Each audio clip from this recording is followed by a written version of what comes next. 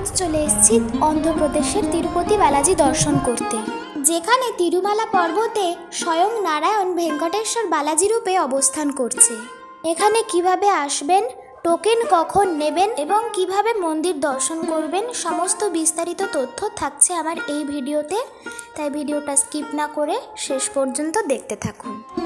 খানিকটা যাওয়ার পর বললো যে এখানে একটা গণেশ মন্দির রয়েছে, তো সেইটা এবার আমরা দর্শন করবো।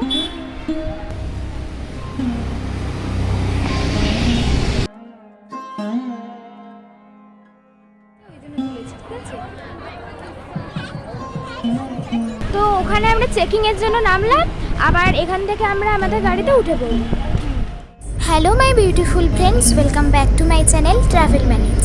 আজ চলে এসেছি ভারতের জনপ্রিয় মন্দিরগুলির মধ্যে একটি মন্দির তিরুপতি বালাজি দর্শন করতে। তো আপনাদের এবারে বলি আপনারা কিভাবে এখানে আসবেন। ভারতের যে কোনো প্রান্ত থেকে ট্রেনে করে তিরুপতি স্টেশনে আপনাদের আসতে হবে। ফ্রেন্ডস, তো দেখুন ওই যে আমাদের বাস, আর এই বাস স্ট্যান্ড থেকে পায়ে হাঁটা দূরত্বেই রয়েছে বিষ্ণু নিবাসম এবং শ্রীনিবাসম কমপ্লেক্স, যেখান থেকে আপনারা টোকেন সংগ্রহ করতে পারবেন। এই হচ্ছে বাইরে টোকেন সংগ্রহ করার লাইন। আর আমরা গেছিলাম নভেম্বর মাসের 1 তারিখ, তো প্রচুর ভিড় হয়েছিল। আমরা 2:30-3টের দিকে ওখানে পৌঁছে গিয়েছিলাম, আর ওখান থেকে টোকেন দেওয়া শুরু হয় ভোর 4টের থেকে। একটু একটু করে লাইন দিয়ে আমরা এগোচ্ছি টোকেন কাউন্টারের দিকে। এখান থেকে আপনাদের আইডি প্রুফ দেখিয়ে টোকেন সংগ্রহ করতে হবে। প্রচুর কাউন্টার থাকার কারণে ভিড় হলেও কোনো সমস্যা হয় না। এখন উঠছি বাসে করে আমাদের হোটেলে ফিরে যাব। আর এই দেখুন আমাদের হোটেলের রুমে আমরা চলে এসেছি। হোটেলের নাম ছিল শ্রী পদ্মবতী আরিয়া ভবন। অবশেষে হাতে পেলাম সেই বহু প্রতীক্ষিত টোকেন। আর দেখতেই পাচ্ছেন যে আমাদের দর্শনের সময় হলো দুপুর 12টা। রেস্ট নিয়ে বেরিয়ে পড়লাম দর্শনের উদ্দেশ্যে। আর দেখতেই পাচ্ছেন যে আমাদের গাড়িও চলে এসেছে। আমরা শেয়ার গাড়িতে করে গেছিলাম, আর পার হেড ভাড়া পড়েছিল 300 টাকা।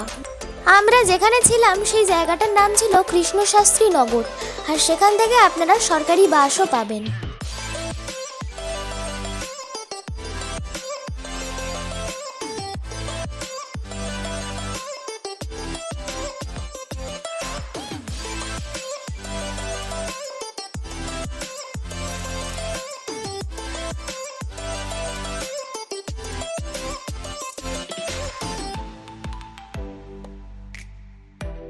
এখানে আমরা চেকিংয়ের জন্য নামলাম, আর এটা হচ্ছে সপ্তগিরি চেকিং।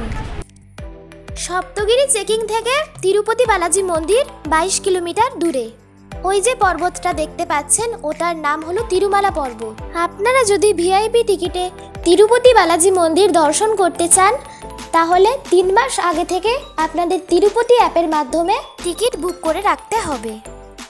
বিষ্ণু নিবাসমে যদি আপনারা থাকতে চান, তাহলে 3-4 মাস আগে থেকে রুম বুক করে রাখতে পারবেন। আপনারা যদি ওখানে সরাসরি গিয়ে রুম বুক করতে চান, তাহলে তার চান্সটা কম থাকে, কারণ তিরুপতি বালাজি দর্শন করতে কিন্তু ভারতবর্ষের বিভিন্ন প্রান্ত থেকে দর্শনার্থীরা এসে থাকেন।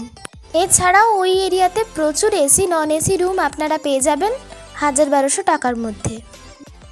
আমাদের হোটেল থেকে গাড়িতে করে মন্দিরে পৌঁছতে প্রায় 1 ঘন্টা 10-15 মিনিট মতো সময় লেগেছিল। আপনাদের টোকেনে দর্শন করার যে টাইম লেখা থাকবে তার 1 ঘন্টা আগে আপনাদের দর্শনের লাইনে ঢুকতে দেবে। এছাড়াও তিরুপতি বালাজি মন্দিরে 300 টাকার স্পেশাল এন্ট্রি লাইনও রয়েছে। কিন্তু আমরা জেনারেল লাইনেই গেছিলাম, কিন্তু আমাদের দর্শন করতে কোনো অসুবিধা হয়নি, ভালোভাবেই গেছি।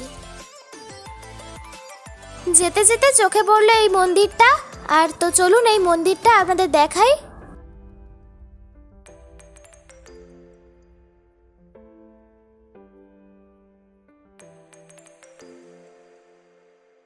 তিরুপতি বালাজি মন্দিরের বেশ কাছাকাছি চলে এসেছি, তো মন্দিরের সামনে গিয়ে কথা হচ্ছে।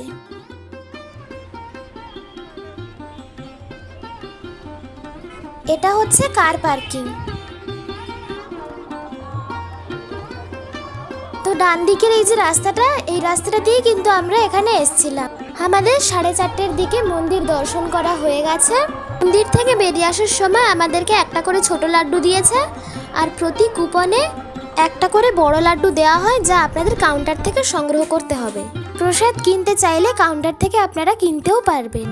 মন্দিরের ভিতরে তো ফোন আর ক্যামেরা অ্যালাউ নয়, ওই জন্য আমরা আমাদের গাড়ির মধ্যেই জুতো ফোন রেখে দিয়ে গিয়েছিলাম, তাই ভিতরে আর ভিডিও করা হয়নি।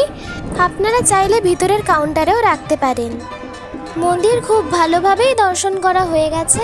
এখন ঠাকুরের সন্ধ্যা আরতির সময় আর ঠাকুরকে দেখতে পাচ্ছেন পরিক্রমণ করানো হচ্ছে। মন্দিরের ভেতরেই কিন্তু 3বার চেকিং হয়, আর 2 নম্বর চেকিং থেকে আপনাদের মোবাইল ফোন এবং বড় ব্যাগ নিয়ে নেওয়া হবে। ফাইনাল চেকিংয়ের সময় মহিলা এবং পুরুষদের লাইন আলাদা হয়ে যাবে, কিন্তু আপনাদের সঙ্গে আপনাদের বাচ্চারাও থাকতে পারবে। এই মন্দিরে কিন্তু পোশাকেরও একটা ব্যাপার রয়েছে। মহিলাদের ক্ষেত্রে শাড়ি, সালোয়ার কামিজ এবং পুরুষদের ক্ষেত্রে জামা এবং ঢিলেঢালা প্যান্ট। যদি আপনারা জিন্স প্যান্ট পরে আসেন তাহলে সেক্ষেত্রে আপনাদের জিন্স প্যান্টের ওপরেই ধুতি পরে নিতে হবে। মন্দিরের বাইরে কিন্তু একদম ফ্রিতে অন্নপ্রসাদমের ব্যবস্থা রয়েছে। এছাড়াও আপনাদের মন্দিরের মধ্যে যে কেজে লাইনে দাঁড় করানো থাকে, সেখানে বেশ খানিকক্ষণ পরে আপনাদের একটা খিচুড়ি প্রসাদও দেওয়া হবে। আপনাদের যে দর্শনের টোকেনটা, সেটা যদি আপনারা অনলাইনে বুক করেন তাহলে তার কিন্তু অবশ্যই একটা প্রিন্ট আউট কপি নিয়ে আসবেন, আর সঙ্গে অরিজিনাল আধার কার্ডও নিয়ে আসবেন। আমরা এখান দিয়ে ভিতরে প্রবেশ করেছিলাম। সত্যি এখানে আসা সার্থক হয়েছে। দেখুন কত সুন্দর লাগছে।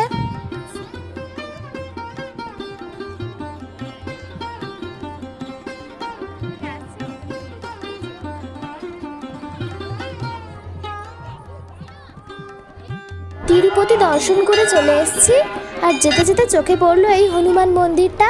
ভিডিওটা এখানেই শেষ করছি। যদি ভালো লেগে থাকে তাহলে প্লিজ একটি লাইক দিয়ে দেবেন, এবং চ্যানেলে যারা নতুন তারা চ্যানেলটিকে প্লিজ সাবস্ক্রাইব করে দেবেন। সবাই ভালো থাকবেন, সুস্থ থাকবেন। দেখা হচ্ছে নেক্সট ভিডিওতে।